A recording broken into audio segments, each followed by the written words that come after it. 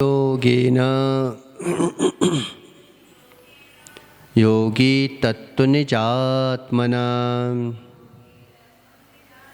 एक साथ पढ़ेंगे।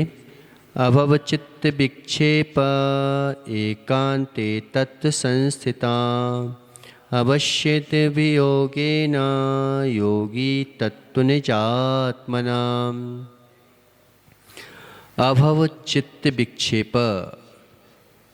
जिसमें चित्त में क्षोभ नहीं होता। जब तक चित्त में क्षोभ रहेगा तब तक तुम जो हो ध्यान के पात्र नहीं हो। चित्त में क्षोभ हो तो एक वस्तु याद नहीं होती। आगम में तो चित्त में अगर क्षोभ है तो कहते सिद्धांत शास्त्र भी तुम जो हो ना नहीं पढ़ो, क्योंकि तुम उसके अर्थ को अनर्थ कर दोगे। आदमी जो भी होता है ना, गलत काम करता है तो पहले नंबर अपनी बुद्धि को जो है भ्रमित करता है।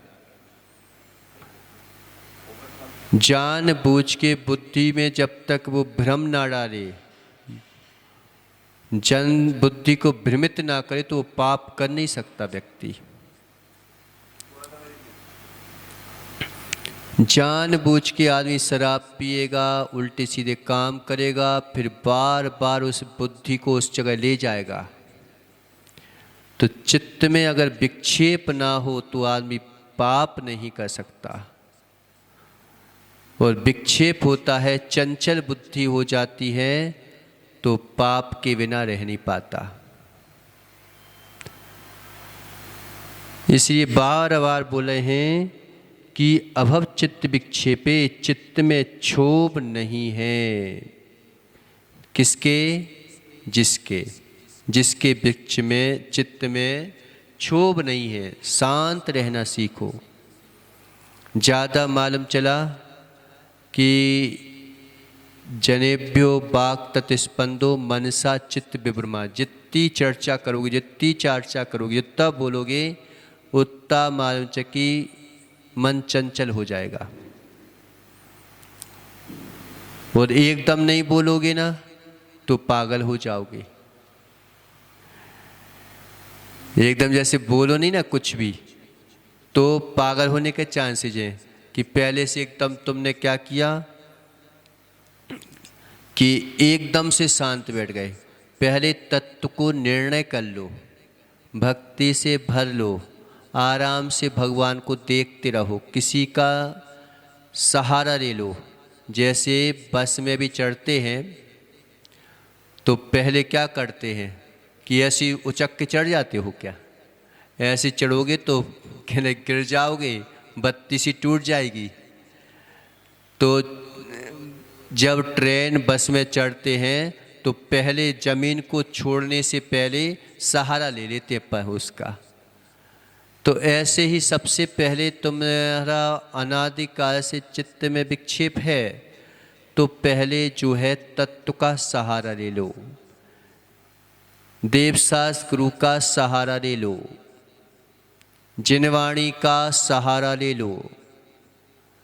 अगर जिनवाणी के सहारे के बिना तुम बिना उसके चढ़ोगे तो मालूम है कि अंदर घूमता रहेगा दिमाग।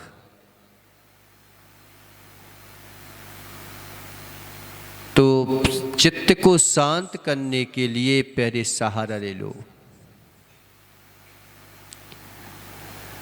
तो चित्त में विक्षेप, अगर जहर पहले से भरा है कहीं तो तुम उसमें अगर अमृत भी डालोगे तो क्या होगा?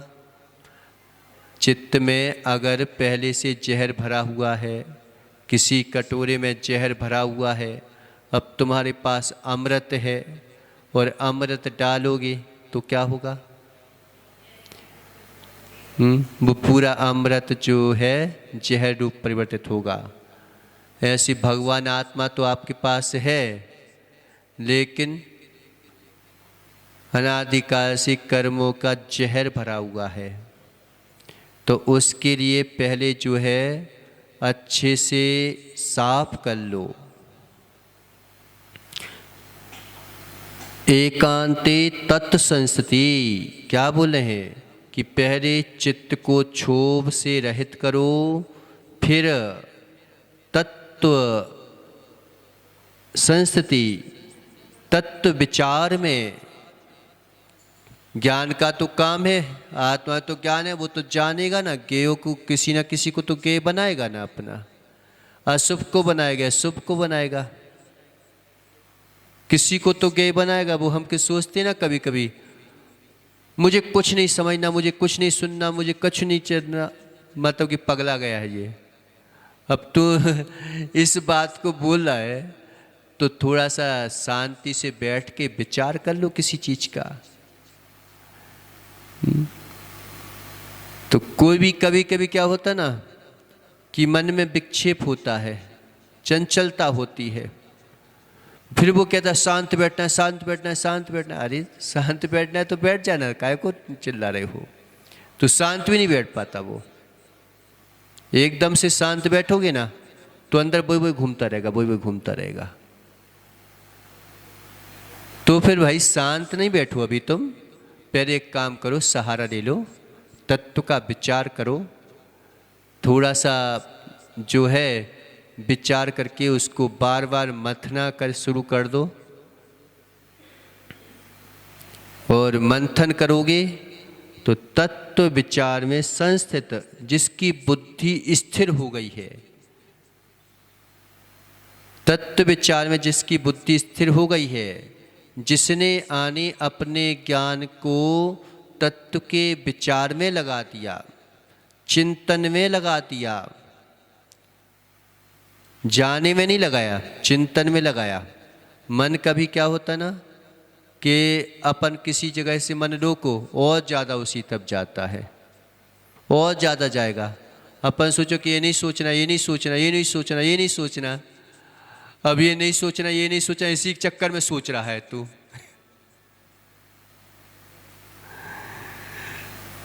तो अरे भाई तुम्हारा मन जब जा ही रहा है तो जाने दो, बस देखते रहो, साथ में मत जाना, बस उसके जाने दो, कहाँ जा रहा है, जाने दो, जाने दो, जाने दो, जाने दो। फिर धीरे से कभी कभी हमें क्या हो ना, गुस्सा वगैरह आती है तो गुस्सा लिखना शुरू कर दो, हमें गुस्सा क्यों आया, आज मैं इसको ऐसी ऐसी गाली बकूंगा, लिखना तुम तो लिख देना हैं। हाँ तो यही बोले ना कि इच्छा का नहीं हो रहा है तो गुस्सा आ रही है, तो इच्छा लिखना चालू कर दो कि आज मुझे इच्छा क्यों हो रही है, किस बात की हो रही है।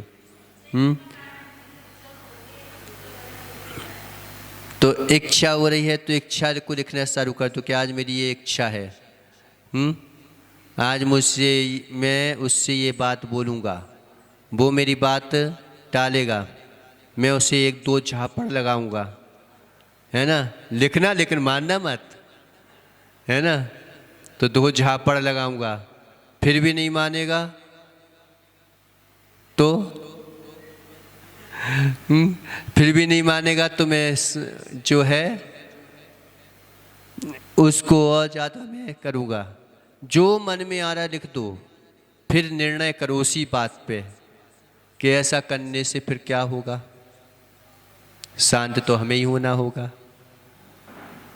दूसरा तो दूसरा है, पर तो पर है, मैं हूँ, मैं पर का कर्ता बन के अपने आप को फिर कहाँ ले जाऊँगा। तुम कहीं से भी शुरू करो, आखिरी में उसी जगह पे आ जाओगे। लेकिन जैसे अपन बोलते ना, अनेकांत अंत यानी धर्म, जो मालूम से हमें बाद में करना पड़ता है कि सबसे एंड में तो यही साथ निकलता कि अब तो भैया शांति होना चाहिए, अब बहुत हो चुका। पहले आदमी सोचता है, दोनों तरफ आदमी को विकल्प होता है, अरे देश में कुछ हो नहीं रहा है यार, आजकल क्या है, बिल्कुल शांत बैठे हैं सब लोग। और जब होने लगता है तो अरे भाई शांत बैठो तुम, पहले शांत बैठे तो दिक्कत हो रही थी व्यक्ति को कि ये सामने वाला शांत क्यों बैठा है, महावीर बोल क्यों नहीं रहा है, तो दिक्कत होती है। और फिर दिक्कत होती है कि जब बोलने लगे तो यार तू शांत क्यों नहीं बैठता यार, तू क्यों दोनों तरफ आदमी को प्रॉब्लम होती है। तो विक्षेप होता है जब देश में किसी प्रकार की अशांति छा जाती है, किसी प्रकार का विकल्प छा जाता है। फिर देखो देश में क्या क्या चलता है। या तो ये विचार आएगा कि उसको मिटाई डालो सामने वाले को, या फिर ये विचार आएगा कि भाई अब शांत हो जाए वो।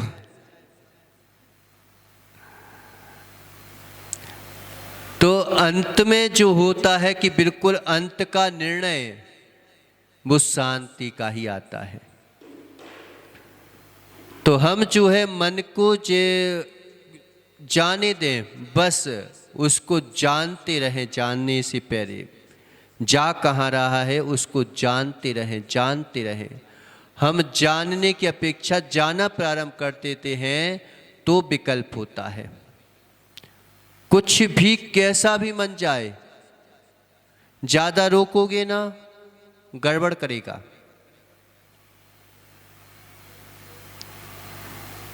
तो रोको भी मत, जाओ भी मत उसके साथ। बालक जो है जा रहा है, अब तुम उसको बार बार पकड़ोगे, बार बार पकड़ोगे तो और आगे भगेगा और आगे भगेगा। अब तुम उसको देखते रहो कि वो जा कहाँ रहा है बस, और बैठे रहो अंदर में, वो अपने आप लौट के आ जाएगा। आएगा कि नहीं आएगा? अपने आप आ जाते। छोटे बालक देखो पहले जाते हैं फिर देखते रहो बस धीरे से। उसकी तरफ ऐसे नहीं देखना, उसे पता ना चले, ऐसे देखना। एक बार एक बालक था सिवनी में, तो मालूम चकी ऐसे फर्श पे जाके खेल रहा था। अब गिर गया तो इतनी जम के रोया तो पूरी सभा में उसने हल्ला हू मचा दिया, जैसे खूब जम के लग गई हो। और फिर जो है थोड़ी देर बाद चढ़ के ऊपर आज जैसे कि हम लोगों के पास आ रहा था मंच पे, तो मंच पे वो जालीदार जीने रखे थे। अब जालीदार जीने रखे थे तो एकदम उसका पैर फंस गया, जम के फंसा, और उसने अपने हाथ से जम के निकाला और ऊपर चढ़ गया। हमने कि देखो अभी इतना सा गिरा था तब तो रो रहा था इतना जम के, और अब जो है इतनी जम के लगी तो भी उसको लगी नहीं। क्यों? क्योंकि उसे उत्साह है ना, सबके सामने रहूंगा और महाराज जी के पास जा रहा हूं तो लोग क्या कहेंगे। तो वो भी उसका मान कसाई होती है। तो कह रहे महाराज जी के पास जाऊंगा तो रोना नहीं पड़ता उनके पास। तो चढ़ गया ऊपर, वो चढ़ के सब महाराजों के पैर पड़ा। तो आज ऐसे हमसे धीरे से बोले, देखा ये होते बालकों की हरकतें कि उधर इतना सा गिरा था तो नहीं रो रहा था, और यहाँ पे देखो इतनी जम के लगी तो भी नहीं रो रहा है। तो कई बार हमारे अंतरंग में कई शक्तियां होती हैं सहन करने की, लेकिन हम खुद विकल्प को पैदा करना चाहते हैं तो हमें तकलीफ होती है। अगर हम विकल्प को पैदा ना करें तो मालूम है कि बड़ी बड़ी कठिनाइयां भी आसानी से निकल जाती हैं। हम चाहें तो थोड़ी सी बात को बहुत बढ़ा सकते हैं, और चाहें तो बड़ी बड़ी बातों को छोटे में निकाल दो, कुछ नहीं होता। तो बहुत गहरे तथ्य हैं। अभव चित्त विक्षेपे, चित्त में विक्षेप नहीं है जिसके, एकांते तत्व संस्थिति, ऐसे तत्व विचार में जिसकी बुद्धि है, ऐसा योगेन योगी मुनि क्या करता है, एकांते एकांत निर्जन स्थान में, जिसका पैरे रख दिया। हर कोई एकांत स्थान में नहीं चला जाना, नहीं तो क्या होता ना, गलत काम भी एकांत स्थान में होते और अच्छी काम भी एकांत स्थान में होते हैं। जितने कांड गलत होते हैं वो सब एकांत स्थान में होते हैं।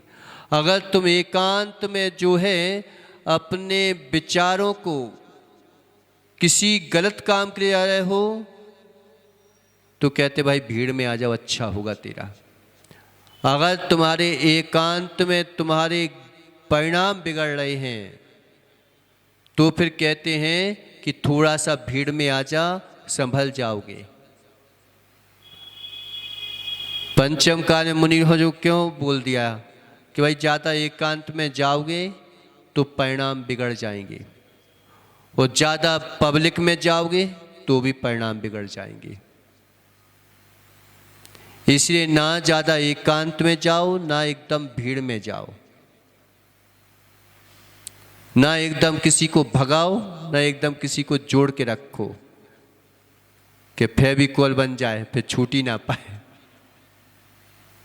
फेविक्विक मालूम है कि क्या होता है ना, फेविक्विक में चमड़ी तक निकल जाती है कभी, तो ज़्यादा चिपकोगे माँ चमड़ी निकल जाएगी।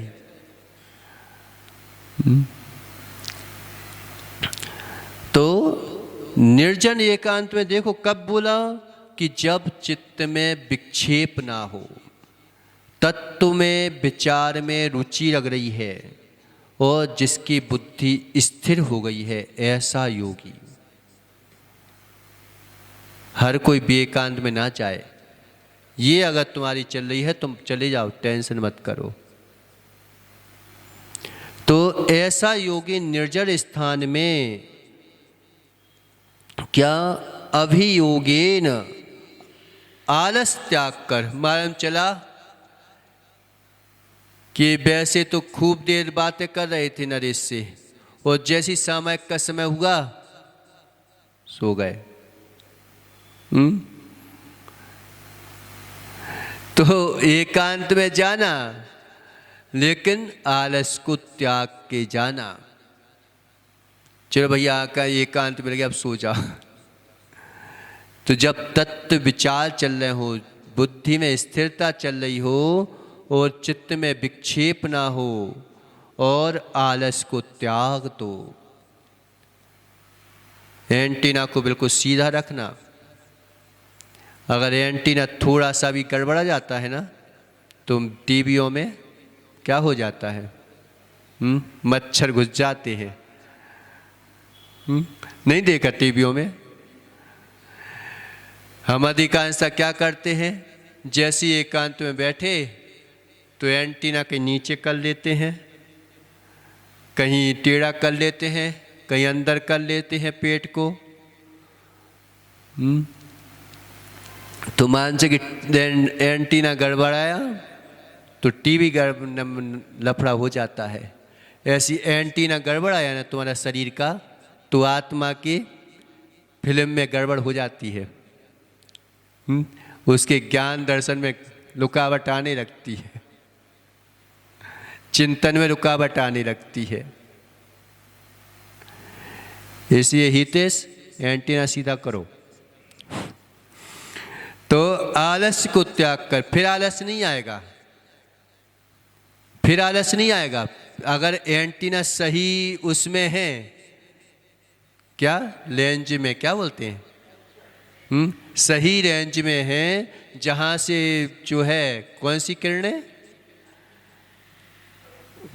जो मिल रही हैं किरणें, अगर वो सही किरणें मिलती रहेंगी तो मालूम चाहिए कि टीवी में अच्छे अच्छे चित्र बनेंगे। लेकिन देखना मत चित्र वगैरह, अपने चाहत को देखना, उन चित्रों को मत देखना। तो आलस को त्याग करके सावधानी से, बिल्कुल सावधानी रखना। नहीं तो क्या होता ना, कभी कभी एक चूहा वगैरह घुस जाए एक आध तुम्हारी एंटीना वगैरह में, फिर क्या होता है तो सही दिशा में, मान जो कि एक आध चूहा वगैरह आया और कतर के चला गया, तो तुम तो बोले हमारा एंटीना तो बिल्कुल सही है, बिल्कुल फिक्स्ड है। अरे तुमने सावधानी नहीं रखी ना, चूहा घुस गया एक अंदर में तुम्हारे। कहीं देवी का चूहा गिर गया, कहीं रोटी का चूहा गिर गया, कहीं दुकान का चूहा घुस गया। अब चूहा घुस गया तो एंटीना सीधा होने पर भी वो तुम्हें कुतरता रहेगा। तो क्या आलस को त्याग करके सावधानी से निज आत्मनः अपनी आत्मा के तत्वम स्वरूप के चिंतन का अभ्यास करें। कि ऐसे अभ्यास करो। भूमिका तैयार नहीं हुई और तुम अभ्यास करोगे। पहले नंबर दुकान खोलते हो तो देख लेते हो कि यहाँ किस जगह पे है, कैसी है, किसकी चलेगी, और ये माल कहाँ से लाना है, कहाँ से आएगा, कैसे आएगा। देखते कि नहीं देखते? क्यों हितेश? हमसे पूछवा रहे हो तुम। उसके तो पूरी तैयारी करके रखते हो और अपने लिए तैयारी करके नहीं रखते। कि पहले नंबर तैयार तो हो जाओ, भगवान की भक्ति से, आराधना से बिल्कुल अपने आप को तैयार रख लो। अब जो है फिर जाना तुम मैदान में तो चलेगी। तो अभ्यास करें, इस प्रकार से यहाँ पे बताया। अब कल जो है 2 गाथाएं लगातार हैं तो उसको अपन पढ़ेंगे।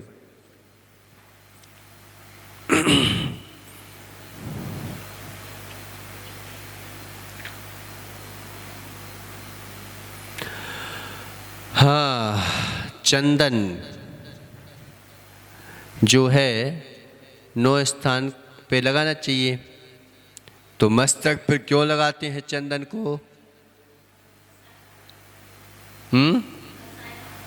कौन सी कसाय कम करने के लिए? एक ही जगह सब कसाय खत्म हो जाएंगे क्या? देख के नकल चाहिए। ठीक है। हृदय में क्यों लगाते हैं? मन शांत करने के नहीं। कसाय मन तो भगवान के सामने शांत हो ही जाएगा। लेकिन चंदन क्यों लगाते हैं? टीका क्यों लगाते हैं सीने में, हृदय में? कठोर हृदय ना बन जाओ। नहीं तो मालूम चला कि मंदिर में भगवान के सामने इतने कठोर हृदय हो गए कि सुन ही नहीं रहे हैं कोई चीज़, भगवान के सामने लड़ने बैठ गए। तो कह रहे भैया तू चंदन लगा ले अपने सीने में, थोड़ा ठंडा हो जा। भगवान के सामने करोगे तो क्या करोगे? तो कह अपने हृदय को थोड़ा शांत, कठोर हृदय मत बन। तो इसलिए लगाते हैं। अब याद रखना है, कठोर हृदय नहीं बन जाना। और कंठ पर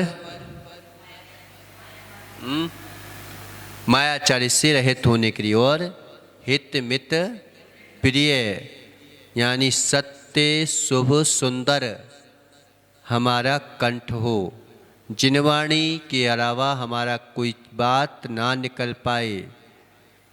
ये जो है वचन वगणाएँ मिली हैं, अब मेरी वचन वगणाएँ शुभ में निकले, अशुभ के लिए ना निकले। हाँ, कर्ण पर क्यों लगाते हैं? कानों पे लगाते ना? एक कान पे लगाते कि दोनों कानों पे लगाते हैं? अंदर में डाल लेते हो? तो कर्ण पर क्यों लगाते हैं? अच्छा, इससे रूप का क्या संबंध? रूप तो यहां से आता है, वहां से तो ही ना आता है।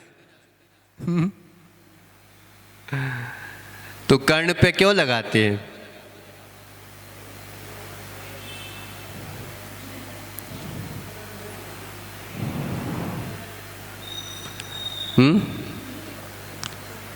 क्यों लगाते हैं दीपक? कि जिनवाणी को सुने और कर्कश वचन भी हमारे कर्णों में आए तो मांच के मधुर हो जाए उसके निमित्त से। अगर कोई कर्कश भी बोल रहा है ना तो हमारे कान तो भैया शांत रहें उसकी सुनने के लिए। ठीक है ना? तो जिनवाणी को हम सुने, भक्ति को शांति से सुने, है ना? भगवान की आराधना कर रहे हैं तो मेरे कान जो हैं अन्य चीज़ों की ओर ना जाएं। शुद्ध परिचुदा सबसे पहले सुनता ही तो है, और फिर सुनता है, फिर भाव जागृत होते हैं कि ये किसकी वाणी है, और फिर जाके बेचारा सांप फंस जाता है। तो ऐसी जो है आदमी स्कूल कॉलेजों में विषय वासनाओं के भजन गाना सुनता है, और गाना सुनता है तो उसके पास चला जाता है और जा कर के चैत से भ्रष्ट हो जाता है। पढ़ो ये सत्यचंपू महाकाव्य। अमृता देवी यशोधर राजा की पत्नी एक जो है कुबड़े के ऊपर मोहित हो गई। किस बात से? मात उसके वचन सुनने से। उसने भजन आता था, गाना गाता था, गाना सुनते थे, तो गाना सुन के राजा को छोड़ के और उसके ऊपर मोहित हो गई। वो पीट रहा है, सब कुछ कर रहा है, लेकिन वो जितना राजा को नहीं चाह रही जितना उसको चाह रही है। इसलिए इन कानों को व्यर्थ का सुनने से रोकें, नहीं तो अनवर्थ जानना मुश्किल पड़ जाएगा। फिर जो बात एक बार चली जाती है ना कान में, फिर वो घूमती रहती है। तो कर्कश वचन भी कर्ण से टकराकर मधुर मिष्ट लगने लगे, ऐसा करो। नहीं तो फिर कर्कश वचन सुनो ही नहीं, आराम से चिन्हवाणी को सुनो, तत्व के निर्णय की चर्चाओं को सुनो, जिससे हमारी विशुद्धि बने। दोनों बाजुओं पर लगाते ना, क्यों? कौन सा वो होता है कि दोनों बाजू पर क्यों लगाते हैं?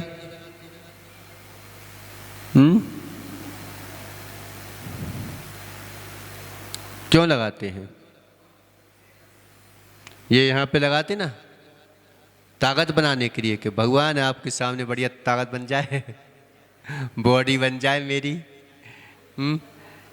योद्धा वगैरह लगाते ना वो, तो बिल्कुल महा योद्धा बन जाए। किसके? भगवान से लड़ने के लिए। तो दोनों बाजू पर क्यों लगाते हैं?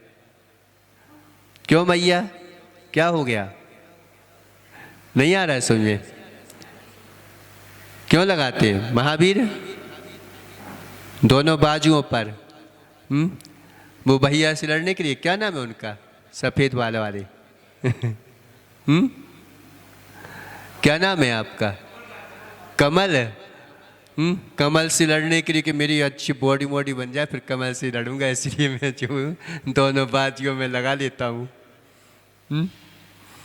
तो दोनों बाजू में क्यों लगाते हैं?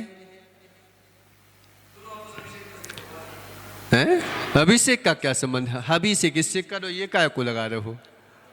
पीछे से मारने के लिए कि भाई वो कहीं नीरेश, वो नरेश जो है, अभिषेक करो तो हटो, इसलिए कि भाई देख मैंने लगाया है, हमारा दिखना चाहिए, कहीं अलग से हो जाए। तो दोनों बाजू में क्यों लगाते हैं?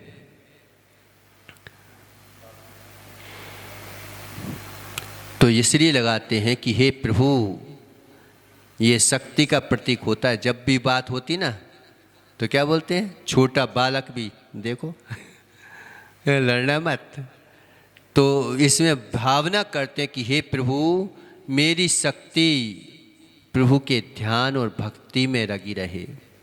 मेरी शक्ति जो है व्यर्थ के किसी निर्दोष को जो है मारने में ना लगे।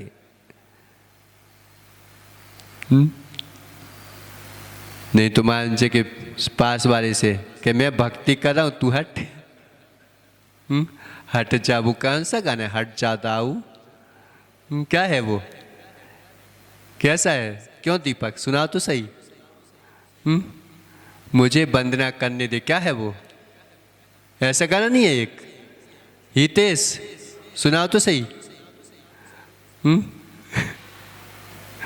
ठीक है ना? तो प्रभु की भक्ति ध्यान में मेरी भावना बनी रहे, इतनी शक्ति मेरे को देना। अब दोनों कलाइयों पर क्यों बांधते हैं?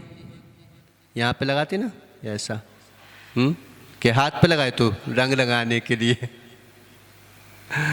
कि मान से पास में कह रहा हो तो कह रहा चलो भाई इसी को लगा दो, होली के दिन तो यही करते होगे। कि भाई पैसे बचेंगे रंग बिरंग रंग के, तो हम तो एसी को लगा देते हैं। खेलते तो नहीं हो, कितना पानी बर्बाद करते हो। होली खेलोगे फिर पानी बर्बाद करोगे, चेहरा जो है कुछ तो भी लगाओगे। तो दोनों कलाइयों पे क्यों लगाते हैं? भगवान को पकड़ के हिलाने के लिए, कि भगवान को हिलाने के लिए कि हेलो भगवान उठो, तुम क्या सो रहे हो तुम?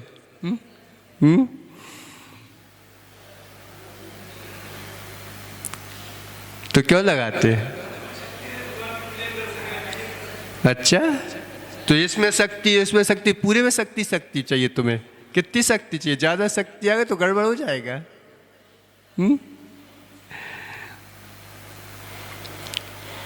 तो क्यों लगाते हैं? दोनों कलाइयों पर मेरे हाथ किसी को गिराने में नहीं बल्कि उठाने में कारण बने। गिराते तो नहीं हो, नहीं तो आंचे के पटक देता हो।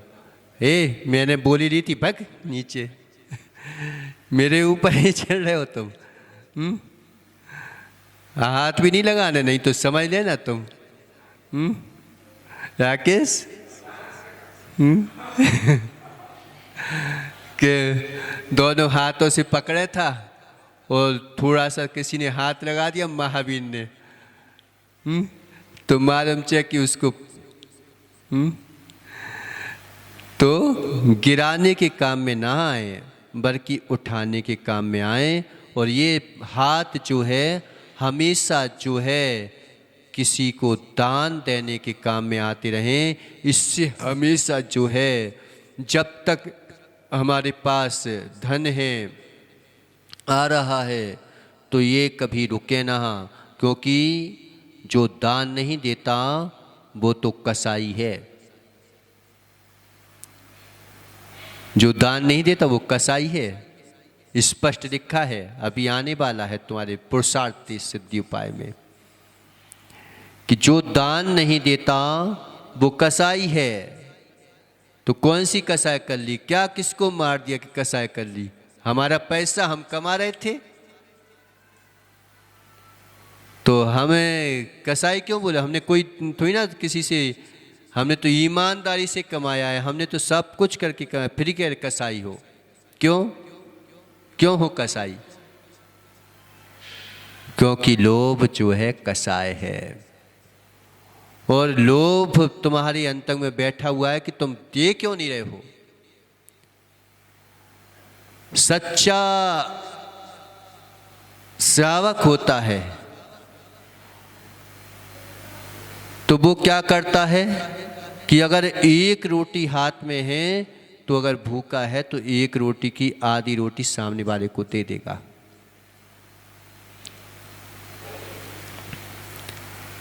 कि इतना, एक बार बताया था ना कि विद्यासागर जी के पास एक जन गया तो उसके तो पूरे ले लिए। तो जितना देता है, प्रकृति भी कहती है कि भाई तुमने पूर्व कर्म के उदय से पाया है, और अगर नहीं दोगे तो अब हमारे पास दूसरे नंबर लगे हुए हैं ना, अब तुम्हें क्यों देंगे हम? जब तू रख के बैठा है, मेरी वस्तु रख के बैठ गया, तुम भी जो है ना उधार एक बार दे देते हो, और फिर अगर ना दे तो भैया क्यों दूं मैं तेरे को? दे देते हो, फिर नहीं देते। तो प्रकृति भी ऐसी बोलती है कि मैंने तुझे सब कुछ दिया था, तूने मेरे चीज का, प्रकृति का तूने गलत प्रयोग किया है, रख के बैठ गए हो तुम, अब मैं दूसरे की ओर दूंगा। तो दोनों कलाइयों पर कि ये प्रभु के, जिनेंद्र भगवान की प्रभु के पूजन करते रहें, उनको दान के काम आते रहे मेरे हाथ। मेरे पास जो है धन भरा है तो हम प्रभु आपके लिए लुटाते रहें। इसलिए हमें हमेशा जो है एक लिमिट बना लेना चाहिए, इतना फायदा होगा तो इतने % हमें देना ही है। तो क्या है कि हमारा रोटेशन चलता रहेगा। नाभि पर क्यों लगाते हैं? नाभि पर लगाते हैं ना, तो क्यों लगाते हैं? लगाते कि नहीं लगाते? कौन कौन लगाता है? क्यों राजेश, लगाते हो तुम? चंदन क्यों नहीं लगाते? कहीं महाराज जी हमें ये गुण प्राप्त हो गए तो गड़बड़ हो जाएगी। श्रावक हो तो श्रावक लगाना चाहिए तो लगाओ, मौका मिला है अपन को। लेकिन दूसरे का घिसके नहीं, अपना क्या है वो, घिस मेरे चंदन, फ्री का क्या है, फ्री का चंदन घिस मेरे बंधन। कैसा है वो? ऐसे ही है ना? क्या हो, मुफ्त का चंदन घिस मेरे बंधन। तो मुफ्त का नहीं लेना है, और रोज घिसना, थोड़ा सा भगवान की उसमें घिसने से, चंदन वगैरह अपने हाथ से घिसना चाहिए, और अपने हाथ से घिस के फिर लगाना चाहिए, नहीं तो दूसरे से घिसवा रहे तुम क्या। इंदौर में तो हम जाते थे तो सबसे पहले वही करते थे, लोगों को और घिस के दे देते थे। 4-5 लोग थे, राजदीप था, विनोद थे और हम थे। ये 4-5 लोग सुबह से जो है चले जाते थे मंदिर में, तो कोई पुजारी मुजारी से काम नहीं करवाते थे, हम ही लोग काम करते थे, पूरी द्रव्य वगैरह, बल्कि और लोगों को लगा के दे देते थे, कोई करो तुम पूजा। तो हमें घिसना चाहिए और घिस के लगाना चाहिए। अब कल से लगा लेना है राकेश। तो नाभि में क्यों लगाते हैं? समय हुआ, जल्दी बताओ।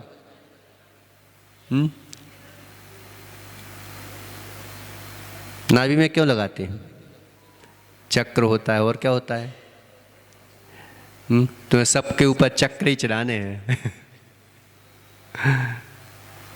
खाना पचाने के लिए, हे भगवान मेरे खाना पच जाए, फिर मैं दूसरी बार फिर के खा के आता हूँ। अब यार दूसरी पार्टी में जाना है, एक दिन में कम से कम 10 पार्टी में जाए तो 10 पार्टी का तो खाना पचे मेरे, ताकि मैं, इसलिए लगाते हैं। क्यों लगाते हैं? क्यों? जल्दी बताओ, फिर बताते हैं। नाभि में जो है ऊर्जा का संचालन होता है। सबसे मेन चीज है कि अपने से बड़ों को अगर लड़ोगे ना तुम, तो सबसे पहले सिर और पेट दुखता है, पचा नहीं पाता ना वो। जैसे ज़्यादा शक्ति हो, जवाब नहीं दे रहे हो तो चुपचाप रहना, बैठ जाना, नहीं तो लड़ोगे तो पेट दुखेगा तुम,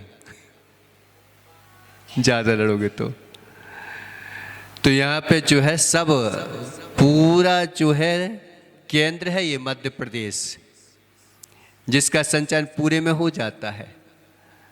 पेट सही है तो सिर सही रहेगा, और आंखें मांखें सब सही रहेंगी, तो ये ऊर्जा का संचालन केंद्र कहलाता है, मेन संचालन। तो उसका मतलब होता है कि नाभि के नीचे अगर चिंतन करोगे तो नारकी बन जाओगे, और नाभि के ऊपर का चिंतन करोगे तो धीरे धीरे परमात्मा की ओर जाओगे। तुम्हारे पास दोनों शक्तियां हैं, बोल रही हैं कि दोनों शक्तियां हैं कि अब तुम यहाँ के नीचे का अनुकरण करते हो कि ऊपर का अनुकरण करते हो, देखना है तुम्हें।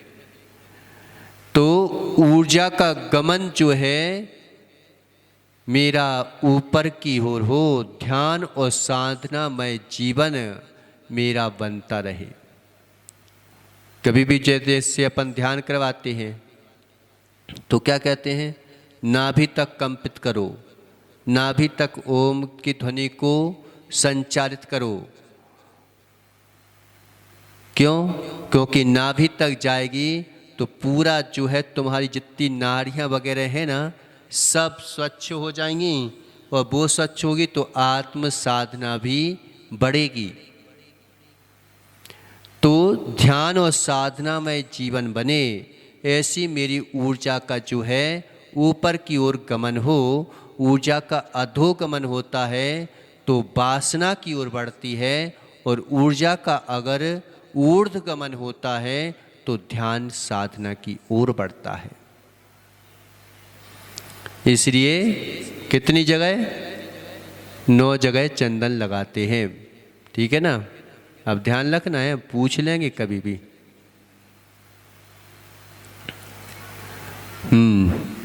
पंच परमेष्टि भगवान की